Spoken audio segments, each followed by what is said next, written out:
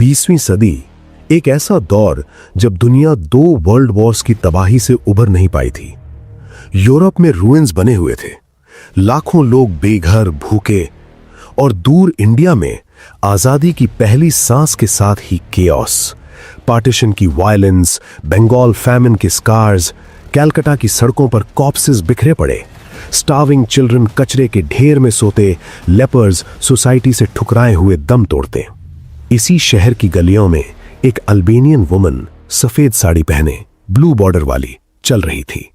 कोई नाम नहीं, सिर्फ एक साधारण नन, लेकिन वो डाइंग लोगों को गोद में उठाती, उनके घाव धोती, वूंड्स क्लीन करती, ऑर्फन्स को थोड़ा सा खाना खिलाती, उनकी लास्ट ब्रेथ तक उनके साथ बैठी रहती, हाथ थामे।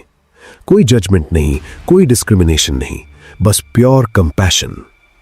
दुनिया ने देखा और दुनिया झुक गई। न्यूज़पेपर्स में headlines, angel of the slums, world leaders, presidents, queens, popes उनके सामने हेड बाव करते। पीपल उनकी जेंटल स्माइल में गॉड का ग्लिम्स देखते। उन्हें मदर ऑफ द पुअर कहा गया, नोबेल पीस प्राइज मिला, भारत रत्न मिला, इंडिया का highest civilian honour. Millions of dollars donations हर साल फ्लड की तरह आने लगे। मिशनरीज ऑफ चैरिटी फैली 123 कंट्रीज में, हजारों नन्स, लाखों वॉलंटियर्स।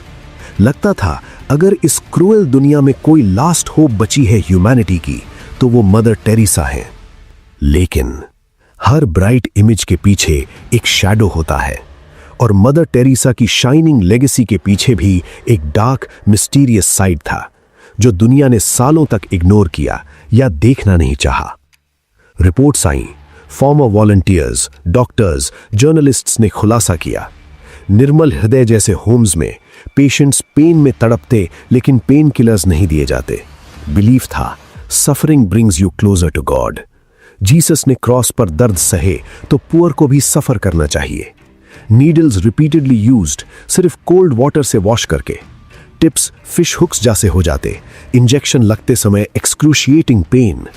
डोनेशंस बिलियंस में आए, लेकिन basic hygiene no. Medicine storage में एक्सपायर हो जाते। और मनी, नोबेल प्राइज का प्राइज मनी, करोड़ डोनेशंस, बड़ा हिस्सा वैटिकन बैंक को जाता। वैटिकन जो स्कैंडल्स से भरा था, पुअर को एक इंजेक्शन नहीं, लेकिन ट्रेजरी भरती जाती। डबल स्टैंडर्ड्स, खुद मदर टेरेसा बीमार पड़ती, luxury hospitals in California, Rome, New York में ट्रीटमेंट, प्राइवेट जेट्स, लेकिन दूसरों को सिखाती सफर इन साइंस। कंट्रोवर्सीज और भी गहरी, forced conversions, dying Hindus Muslims को अनकॉन्शियस स्टेट में क्रॉस थमाकर बैप्टाइज करना, फ्रॉडस्टर्स से डोनेशंस, चार्ल्स कीटिंग, ड्यूवालिये, और उनके लिए मर्सी लेटर्स लिखना। क्या वो रियल सेंट थीं, सेल्फलेस लव की मिसाल, या एक क्लेवर फंड रेजिंग मशीन जो पॉवर्टी को ग्लोरीफाई करके डोनेशंस कलेक्ट करती और रिलीजन को वेपन बनाकर चर्च के लिए काम करती? 20वीं सदी में जब दुनिया अभी भी 2 वर्ल्ड वॉर्स की राख से उठ नहीं पाई थी और इंडिया आजादी की पहली सांस ले रहा था, तब एक अल्बेनियन वुमन सफेद साड़ी पहने कोलकाता की गलियों में चल रही थी, जहां कॉप्सेस बिखरे पड़े थे, जहां स्टार्विंग चिल्ड्रन कचरे के ढेर में सो रहे थे, और लेपर्स जिन्हें सोसाइटी ने ठुकरा दिया था दम तोड़ रहे थे। वो डाइंग लोगों को गोद में उठाती, उनके वूंड्स धोती, ऑर्फन्स को खाना खिलाती, और उनकी लास्ट ब्रेथ तक उनके साथ रहती। इसी वजह से दुनिया ने उन्हें मदर ऑफ द पुअर कहा। वर्ल्ड लीडर्स उनके सामने झुक गए, और लोगों ने उनकी जेंटल स्माइल में गॉड का एक ग्लिम्स देखा। गरीबों की सेल्फलेस सर्विस के लिए उन्हें सैकड़ों मेजर अवार्ड्स मिले, जिसमें नोबेल पीस प्राइज और भारत रत्न भी शामिल थे, और हर साल दुनिया भर से मिलियंस ऑफ डॉलर्स डोनेशंस आने लगे। ऐसा लगता था कि एक पतली वेल वाली सिंपल ब्लू बॉर्डर्ड साड़ी पहने, चेहरे पर काम स्माइल लिए औरत ही इस दुनिया में ह्यूमैनिटी की लास्ट होप है। लेकिन इस लव की इमेज के पीछे एक दूसरा चेहरा था, डार्क, मिस्टीरियस और कंट्रोवर्सी से भरा हुआ। उनके आश्रम्स में दर्द से तड़पते पेशेंट्स को डेलिबरेटली चोट पहुंचाई जाती। पेन किलर्स नहीं दिए जाते, क्योंकि बिलीव था कि पेन आपको गॉड के करीब ले जाता है। बिलियंस ऑफ डॉलर्स डोनेशंस आए, लेकिन पेशेंट्स को एक सिंगल इंजेक्शन भी नहीं लगता था। इस्तेमाल की गई नीडल्स को सिर्फ कोल्ड वाटर से धोकर फिर से यूज किया जाता। डाइंग हिंदूज को जीसस का नाम जबरदस्ती बोलवाया जाता, उनके हाथ में क्रॉस थमाया जाता, अनकॉन्शियस स्टेट में उन्हें क्रिश्चियनिटी में कन्वर्ट किया जाता। डोनेशंस का बड़ा हिस्सा वेटिकन को भेजा जाता और कनिंग और फ्रॉडुलेंट लोगों से मिला पैसा बिना सवाल किए एक्सेप्ट कर लिया जाता। खुद बीमार पड़ने पर लग्जरी हॉस्पिटल इन कैलिफोर्निया में इलाज करवाती, प्राइवेट जेट से ट्रैवल करती, दूसरी तरफ दूसरों को पेन में सफर करना सिखाती। ये है मदर टेरेसा की कहानी, जिसे ग्रेट सेंट कहा जाता है और कुछ लोग एंजल ऑफ हेल मानते हैं। क्या वो वाकई 20th सेंचुरी की ग्रेट सेंट थी जो पुअर और डाइंग से लव करती थी, या एक क्लेवर फंड रेजिंग मशीन की ओनर जो पुअर को रखकर उनकी पेन बेचती थी और कैथोलिक चर्च के ट्रेजरी को भरती थी रिलीजन को वेपन बनाकर? क्या ये लव और सर्विस का लिविंग एग्जाम्पल थी या हिस्ट्री का बिगेस्ट रिलीजियस ब्रांडिंग?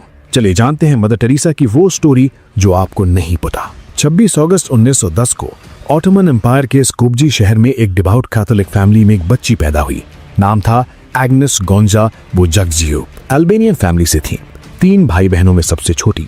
उनके फादर निकोला एक सक्सेसफुल बिजनेसमैन थे और कम्युनिटी पॉलिटिक्स में एक्टिव, अपने लोगों के राइट्स के लिए आवाज उठाते थे। मदर द्रोनाफिले बुजक्जियो बहुत रिलीजियस थी। घर का एनवायरनमेंट ऐसा था कि नीडी लोगों के लिए डोर्स हमेशा ओपन रहते। एग्नेस का चाइल्डहुड हैप्पी और गुड एनवायरनमेंट में बीता, लेकिन 8 साल की उम्र में एक इंसिडेंट ने सब बदल दिया। उनके फादर निकोला को पॉलिटिकल राइवल्स ने पॉइजन देकर मार दिया। इस घटना ने पूरी फैमिली को हिला दिया और एग्नेस की माइंड पर गहरा असर डाला। इसी इंसिडेंट ने उनकी लाइफ की डायरेक्शन बदल दी और ग्रेजुअली उनका माइंड गॉड की सर्विस की तरफ आकर्षित होने लगा। बंगाल, ब्रिटिश इंडिया की स्टोरीज ने उन्हें बहुत इंस्पायर किया। 12 साल की उम्र में एग्नेस ने डिसाइड कर लिया कि वो अपना लाइफ गॉड की सर्विस में डेडिकेट करेगी। 18 साल की उम्र में 1928 में यंग एग्नेस ने वो डिसीजन लिया जो उन्हें मदर बना देगा। उन्होंने सब छोड़ दिया और सिस्टर्स ऑफ लोरेटो में राथफार्नहम, आयरलैंड में ज्वाइन कर लिया। सिस्टर्स ऑफ लोरेटो एक आयरिश नन कम्युनिटी थी जो ब्रिटिश इंडिया में मिशंस और एजुकेशनल वर्क करती थी। एग्नेस का एम था इंडिया जाकर इंग्लिश सीखना, जो लोरेटो सिस्टर्स की टीचिंग के लिए नेसेसरी था। उसके बाद 1929 में एग्नेस ने इंडिया की धरती पर कदम रखा, कोलकाता में आकर बंगाली सीखी, लोकल एनवायरनमेंट में ब्लेंड होने के लिए लोगों से मिलना शुरू किया। 24 मई 1931 को एग्नेस ने फर्स्ट रिलीजियस वाउस लिए, साथ ही पेट्रन सेंट थ्रीस ऑफ लिस्यू के नाम पर अपना न्यू नेम चुनने का डिसीजन लिया जो मिशनरी वर्क करती थी।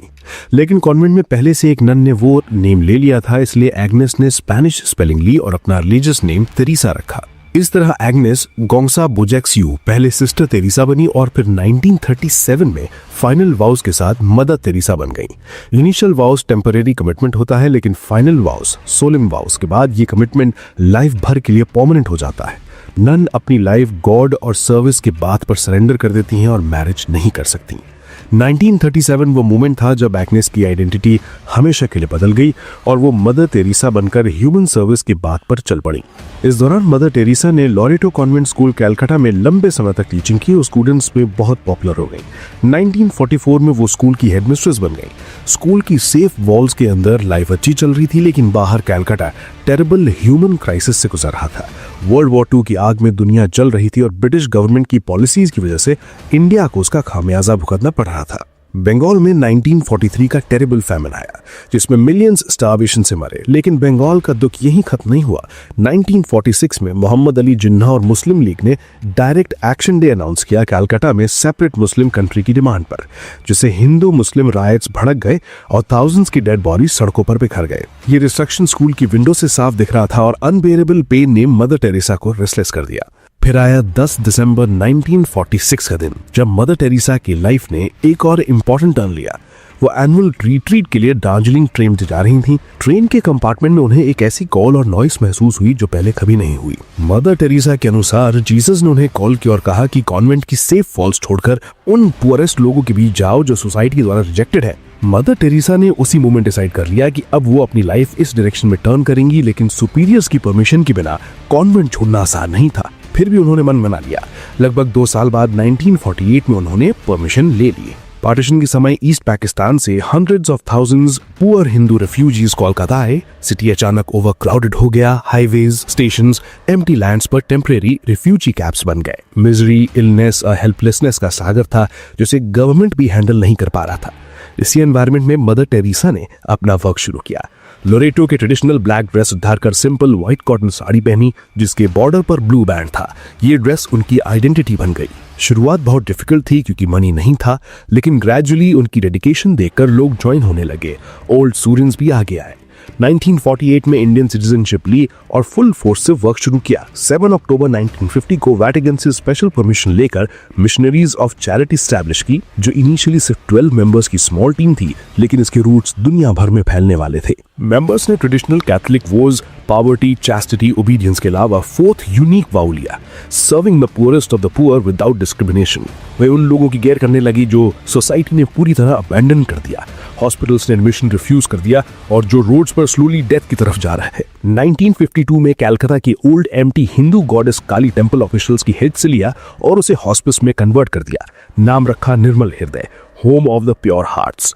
यहाँ पुअर को फूड केयर और डिग्निटी दी जाती। 3 साल बाद 1955 में चिल्ड्रंस होम बनाया, जहां न्यूबॉर्न बेबीज और चिल्ड्रन को जगह मिली जिन्हें पॉवर्टी, डिजीज, डिसेबिलिटी या सोशल स्टिग्मा की वजह से फैमिलीज ने ड्रेन्स के किनारे फेंक दिया था। मदर टेरेसा का वे क्लियर और स्ट्रेट फॉरवर्ड था। Raise the dying, feed the hungry, support the alone and broken. ये वर्क कलकत्ता की नैरो स्ट्रीट से शुरू हुआ और जल्द ही इंडिया के अदर सिटीज में स्प्रेड हो गया। दिल्ली, मुंबई, चेन्नई जैसे सिटीज में मिशनरीज ऑफ चैरिटी सेंटर्स खुलने लगे। नन्स की संख्या रैपिडली बढ़ी। नेचुरल डिजास्टर्स और एपिडेमिक्स में उनकी सिस्टर्स आगे रहती हैं। फ्लड में अफेक्टेड एरियाज में फूड और नेसेसिटीज पहुंचाती है। लिब्रेसी पेशेंट्स के लिए शांतिनगर जैसे सेंटर्स बनाए। मदर टेरेसा का वर्क इंडिया में चर्चा में आने लगा। गवर्नमेंट ने भी रिकॉग्नाइज किया और 1962 में पद्मश्री दिया। 1965 में पोप पॉल V ने स्पेशल अटेंशन दी। फिर मिरेकल जैसा हुआ। ऑर्गेनाइजेशन का ग्लोबल एक्सपेंशन शुरू हुआ। इंडिया के बाहर पहला कांग्रेगेशन वेनेजुएला में 1965 में खुला, फिर रोम, टैंजानिया और ग्रेजुअली दुनिया के कई कंट्रीज में पहुंचा। अमेरिका में फर्स्ट सेंटर न्यूयॉर्क के साउथ ब्रॉन्क्स में, जो क्राइम और पॉवर्टी का हॉटस्पॉट था। ऑस्ट्रेलिया से अफ्रीका तक बैकवर्ड और नेग्लेक्टेड एरियाज में मिशनरीज पहुंचने लगे। लेकिन लाइफ का नेक्स्ट बिग टर्न आया 1969 में, जब बीबीसी ने डॉक्यूमेंट्री बनाई, something beautiful for God. Documentary में कलकत्ता की स्ट्रीट्स पर एवरीडे स्ट्रगल्स दिखाए गए। डाइंग लोगों को उठाना, लेप्रोसी पेशेंट्स के वुंड्स धोना, ऑर्फन चिल्ड्रन को फीड करना। जैसे ही डॉक्यूमेंट्री टेलीकास्ट हुई, मदर टेरेसा की पॉपुलैरिटी स्काई रॉकेट हो गई। न्यूज़पेपर्स, मैगजीन्स, टीवी शोज में फीचर होने लगी। वर्ल्ड लीडर्स, प्रेसिडेंट्स, पोप्स मिलने लगे। लोगों ने सेंट मानने लगे। पॉपुलैरिटी के साथ डोनेशंस भी मैसिवली बढ़े। ब्रिटेन, अमेरिका, यूरोप से फाइनेंशियल हेल्प आने लगा। मेडिसिन, फूड, क्लोथ्स, फंड सब पहले से ज्यादा। 1971 में ईस्ट पाकिस्तान इंडिपेंडेंस वॉर के समय रेफ्यूजीज की बाढ़ आई कलकत्ता में। मदर टेरेसा ने शेल्टर, फूड दिया। इसी तरह पुअर और हेल्पलेस की हेल्प के लिए 1979 में नोबेल पीस प्राइज मिला। 25 जनवरी 1980 को भारत रत्न से सम्मानित किया गया। फर्स्ट नॉन इंडियन वुमन को इतना बड़ा ऑनर। नोबेल और भारत रत्न के बाद पॉपुलैरिटी पीक पर पहुंच गई। 1982 में लेबनान के वॉर टॉर्न एरियाज में हेल्प। 1985 में न्यूयॉर्क में फर्स्ट एड्स होम। 1988 में आर्मेनिया अर्थक्वेक में रिलीफ। हर बिग ह्यूमैनिटेरियन क्राइसिस में उनका नाम आगे दिखता। डेकेड्स तक कंपैशन का ग्लोबल सिंबल बनी। वर्ल्ड लीडर्स झुकते, कॉमन पीपल वर्शिप करते। उनकी काम स्माइल में कंपैशन और गॉड दिखता लगता था। सेल्फलेस सर्विस बचा है तो मदर टेरेसा के हाथों में। लेकिन हर कॉइन के 2 साइड्स होते हैं। मदर टेरेसा के भी 2 साइड्स थे। एक तरफ reformer, humanitarian icon, pattern of the poor, living example of love. दूसरी तरफ हॉरिफिक, मिस्टीरियस और कंट्रोवर्शियल एस्पेक्ट, जिसकी वजह से उन्हें एंजल ऑफ हेल कहा जाता है। मल्टीपल रिपोर्ट्स और फॉर्मर वर्कर्स के अनुसार आश्रम में मेडिकल केयर के नाम पर पुअर पेशेंट्स को टॉर्चर जैसा ट्रीटमेंट मिलता था।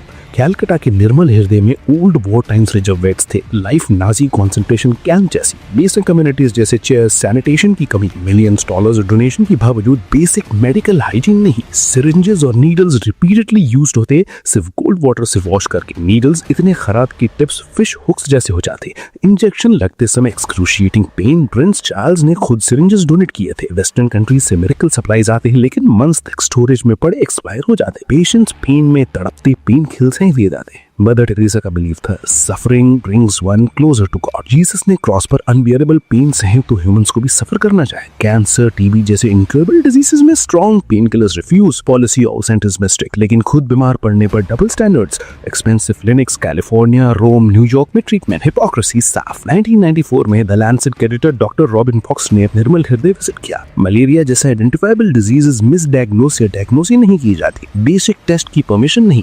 वॉलंटियर्स बिना ट्रेनिंग के सीरियस पेशेंट्स हैंडल करते। टीबी जैसे कंटीजियस डिजीजेस के पेशेंट्स अनट्रेन्ड वॉलंटियर्स को सौंप दी जाते। रीजन सिंपल था, वॉलंटियर्स फ्री में काम करते। क्वालिफाइड डॉक्टर्स हायर नहीं की जाते क्योंकि मनी स्पेंड नहीं करना चाहती। जेस्पेट वॉलंटियर फादर चेटकुटी ने कहा, मदर टेरेसा ऑब्सेस्ड थी फ्री भी से। फ्री में मिले तो ठीक, थोड़ा सा भी पैसा लगे तो पेशेंट की लाइफ बचाने के लिए नहीं, माइक्रोस्कोप जैसा बेसिक इक्विपमेंट भी नहीं रखा डायग्नोसिस के लिए। फंड्स की कमी नहीं थी। मिशनरीज ऑफ चैरिटी को हर साल एटलीस्ट $100 मिलियन डोनेशंस मिलते। 1990s में 1 बिलियन से ज्यादा पीपल डोनेट करते, बिलीविंग की पुअर के लिए हॉस्पिटल्स, पॉवर्टी एलिवेशन प्रोग्राम्स चलेंगे। लेकिन जर्मन मैगजीन स्टर्न की 1991 रिपोर्ट के अनुसार सिर्फ 7% मनी पुअर के लिए स्पेंड होता, बाकी कहां गया? शॉकिंग आंसर था, बड़ा हिस्सा वेटिकन बैंक को भेजा जाता। वेटिकन बैंक उस समय money laundering, financial scandals, mafia connections के लिए फेमस है। नोबेल प्राइज का $1,92,000 प्राइज बनी भी वेटिकन को। इटालियन ऑथर जेन लुइस न्यूजी की बुक द ओरिजिनल सिन में लिखा है, अगर मदर टेरेसा के नाम का सारा मनी वेटिकन बैंक से निकाल लिया जाए तो बैंक दिवालिया हो जाए। मिशनरीज ऑफ चैरिटी एक सिस्टमैटिक फंड रेजिंग मशीन थी।